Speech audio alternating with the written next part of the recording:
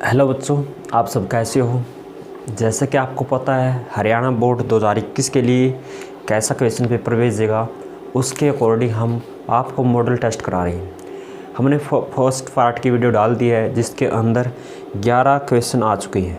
Option type थे, उनको with explanation with solution के साथ हमने डाला है फर्स्ट वीडियो के अंदर। आप देख सकते हैं, डिस्क्रिप्शन बॉक्स में उसका लिंक भी है। अब उसके बाद करेंगे हम क्वेश्चन नंबर 12 करेंगे अब, और इसके बाद जितने भी होते हैं इस वीडियो में हम करेंगे। वीडियो को पहले अच्छे से लाइक कीजिए, शेयर कीजिए और चैनल को सब्सक्राइब कर लीजिए। तो क्वेश्चन नंबर 12 है।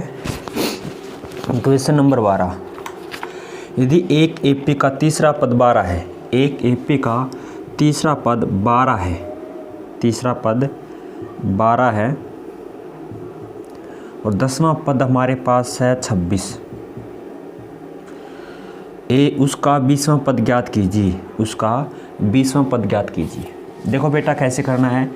A3 का मान हमारे पास 12 है, तो इसको लिख सकते A प्लस 2D बराबर 12। बिल्कुल आसान है कि हम A3 को क्या लिख सकते हैं, A प्लस 2D लिख सकते हैं बराबर कितना हमारे पास 12। A10 को क्या लिख सकते हैं, A प्लस 9D किसके बराबर 26 लिख सकते हैं। दो समीकरण हमारे पास, अब लिखेंगे A प्लस में 9D बराबर कितना 26। दो समीकरण है बेटा, दो समीकरण है ये। अब क्या करेंगे, माइनस करेंगे इसको, माइनस माइनस माइनस। अब ये बताओ बेटा कि A से A कैंसिल, 9 में से 2 गया हमारे पास माइनस के साथ D, 26 में से 12 गए, कितने बचते हैं 14 माइनस के 14। तो D का मान कितना हुआ बेटा 2, D का मान कितना है 2।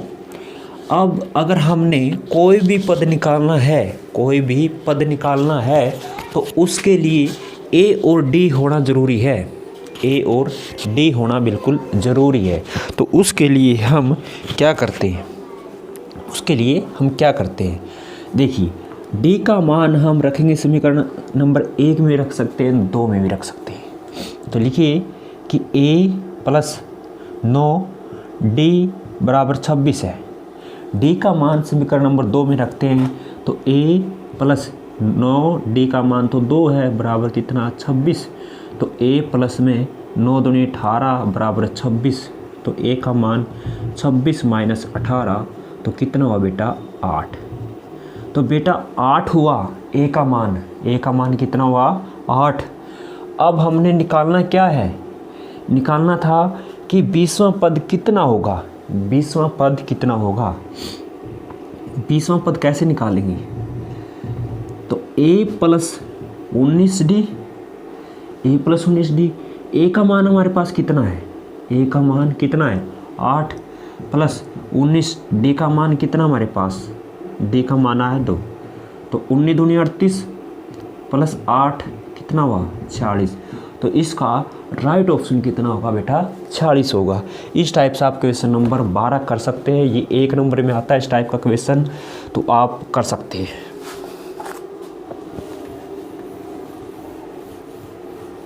तो नेक्स्ट करते हैं बेटा, इसके बाद क्वेश्चन नंबर 13 ऑप्शन टाइप है।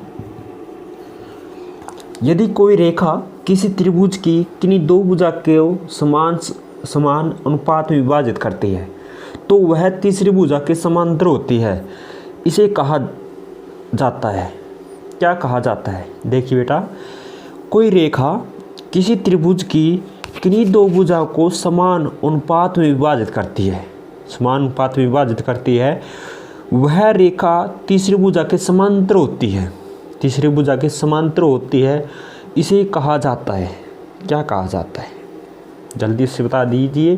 पहला है पाइथागोरस प्रमेय, दूसरा है आधारभूत समानुपातिकता प्रमेय, तीसरा है पाइथागोरस प्रमेय का विलोम नियम, चौथा है आधारभूत समानुपातिकता प्रमेय। जल्दी से कमेंट कीजिए आप अगर आपको पता है। इसका होगा बेटा आधारभूत समानुपातिकता प्रमेय का विलोम नियम। क्यों, जब कि कोई दो भुजा समांतर है, दो भुजा समांतर है, वो तीसरी भुजा की समांतर तब होती है, उसका मतलब क्या है कि मान लेते हैं हम, ये हमारे पास एक त्रिभुज है, ठीक है। तो ए, बी और सी ये तीसरी भुजा है। तीसरी भुजा के समांतर कब होगी ये, तो इसका नाम डी और ई।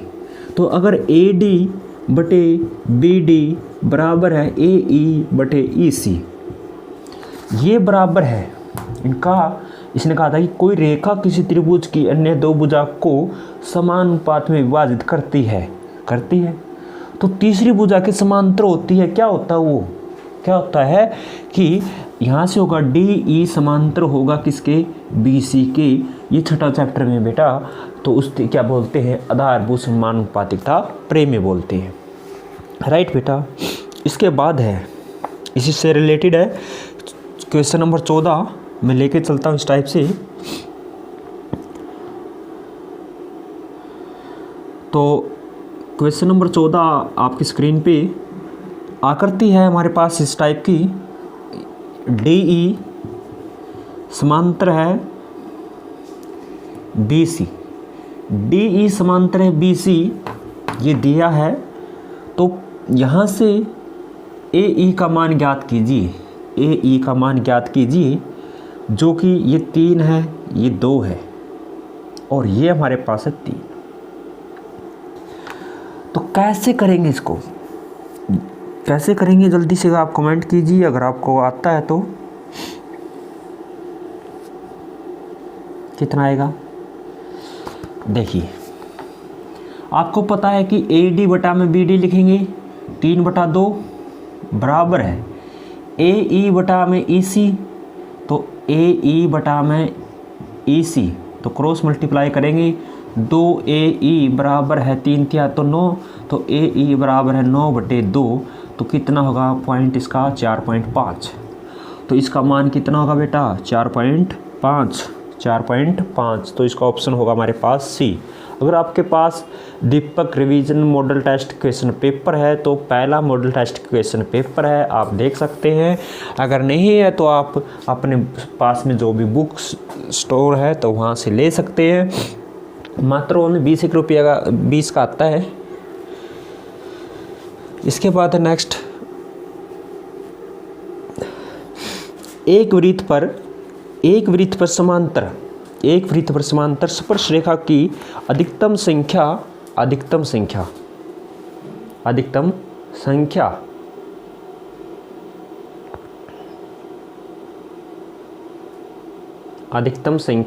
कितनी होगी बेटा। बोल रखा है कि क्वेश्चन नंबर 15 है कि एक वृत्त है समानांतर है, ये दो स्पर्श रेखाओं, सॉरी मैंने पहले बोल दिया आंसर, स्पर्श रेखाओं की अधिकतम संख्या कितनी होती है बेटा। समांतर कब होती है, जब एक दूसरे के समांतर होती है। वृत्त की 2 ही स्पर्श रेखा हो सकती है, या तो इस तरीके से खींच सकते हैं आप, अगर या आप इस तरीके से खींच सकते हैं तो इसका ऑप्शन हमारे पास होगा बी, यानी कितनी खींच सकते हैं 2 स्पर्श रेखा खींच सकते हैं। सबसे अधिकतम कितनी खींच सकते हैं 2 स्पर्श रेखा खींच सकते हैं। इसके बाद है क्वेश्चन नंबर 16। क्वेश्चन नंबर 16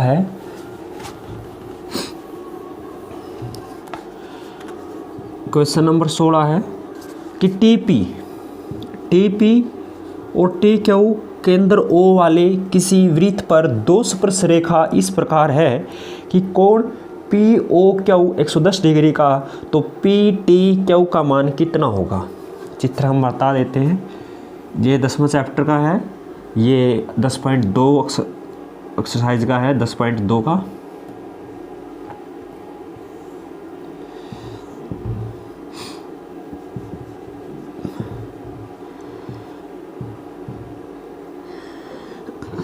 देखो बेटा कि TP और TQ वृत्त की 2 स्पर्श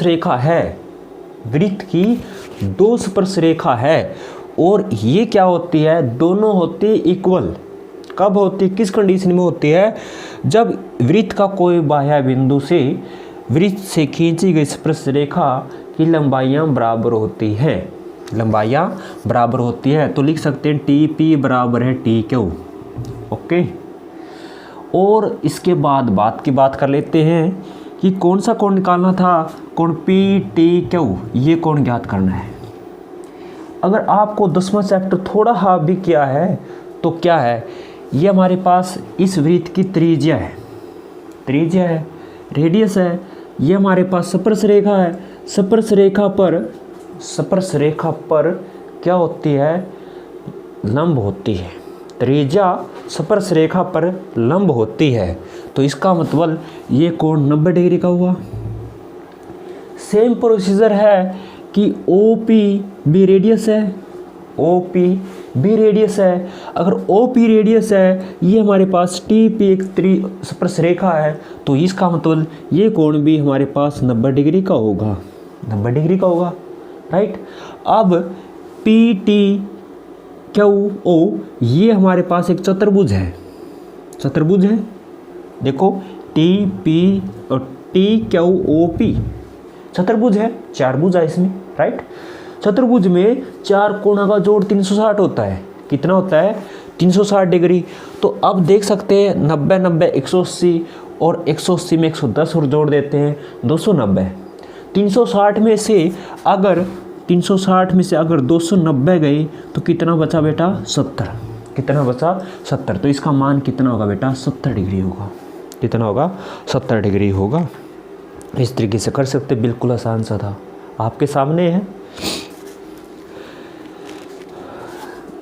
इसके बाद क्वेश्चन नंबर 17,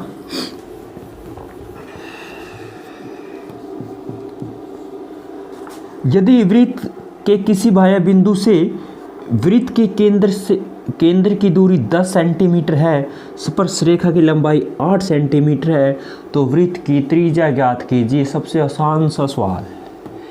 एक वृत्त है बेटा, कहता है कि किसी बाह्य बिंदु तो ये है P, ठीक है। केंद्र से दूरी 10 है, स्पर्श रेखा की लंबाई 8 है, ये 8 है बेटा, ये 10 है, तो ये हमारे पास एक त्रिज्या है। तो वृत्त की त्रिज्या की लंबाई ज्ञात कीजिए, त्रिज्या कितनी होगी।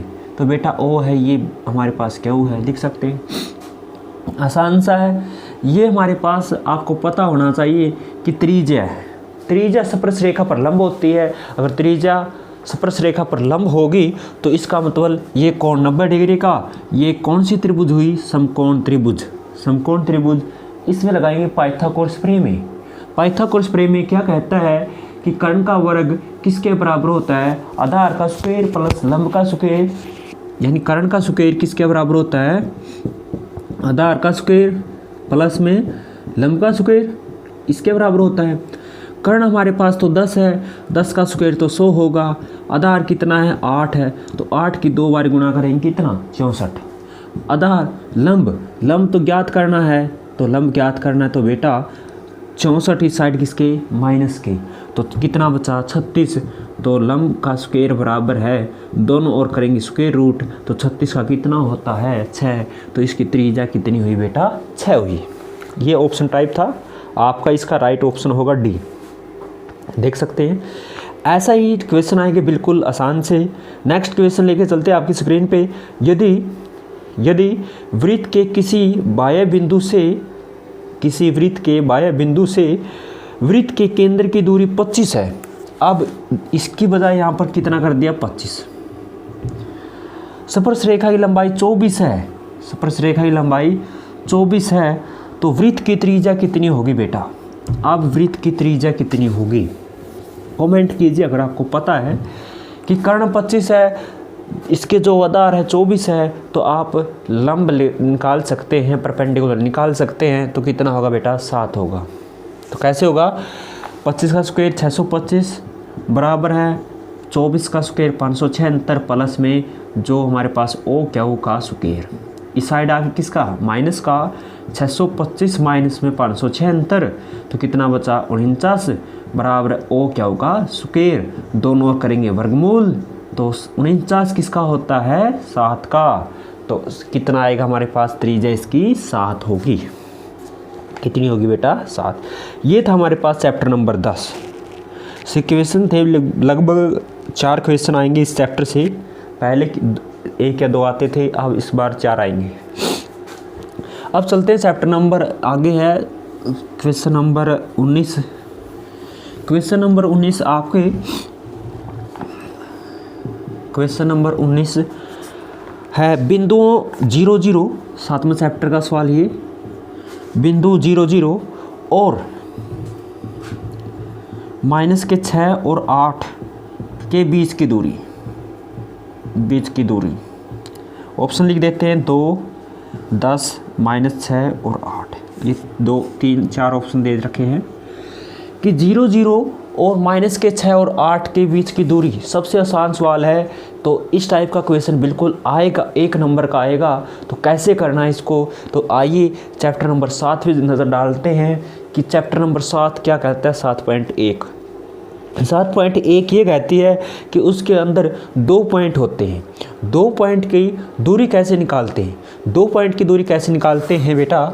ये हमारे पास x1 y1, x2 y2, x1 y1, x2 y2, ठीक है। दूरी सूत्र कहता है कि x2 माइनस x1 करो प्लस y2 माइनस y1 का स्क्वायर सारे का होल स्क्वायर। ये क्या है? 2 बिंदुओं की दूरी है। 2 बिंदुओं की दूरी है।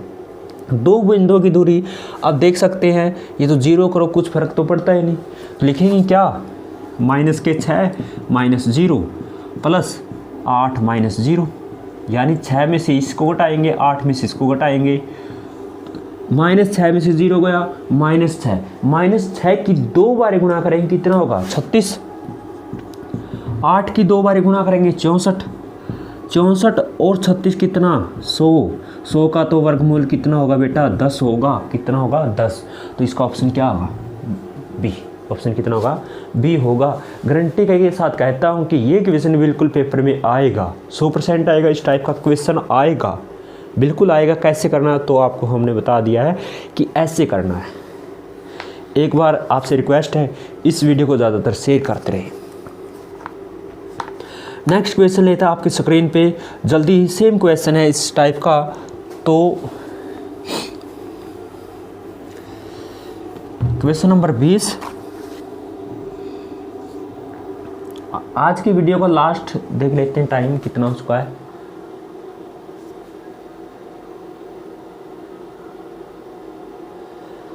आज की वीडियो का लास्ट क्वेश्चन है 20वां क्वेश्चन।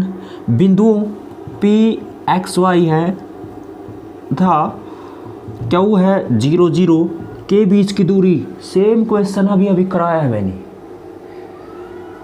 x y तथा Q पॉइंट है 0 0 के बीच की दूरी। पहला हमारे पास x² प्लस y² होगा, दूसरा होगा x² प्लस y² सारे का अंडर होगा, x² माइनस y² सारे का अंडर होगा, और इसके बाद है x प्लस y सारे का अंडर होगा। तो क्या होगा? जल्दी से कमेंट कीजिए। देखो, करना कुछ नहीं है, आसान सा सवाल है बिल्कुल। देखो, आपको पता है कि इसमें से ये माइनस करते हैं तो माइनस का x, माइनस x का स्क्वायर कितना? x² होगा, और 0 में से y गया, माइनस के y, माइनस y की 2 बार गुणा करेंगे कितना होगा? प्लस के y सारे का क्या है? अंडर। तो ये होगा हमारे पास बी क्या होगा? इसका राइट ऑप्शन होगा। बेटा, अगर आपको वीडियो अच्छी लगे तो प्लीज़ लाइक, शेयर और चैनल को सब्सक्राइब करें। मिलते हैं नेक्स्ट 3rd पार्ट में। Bye bye.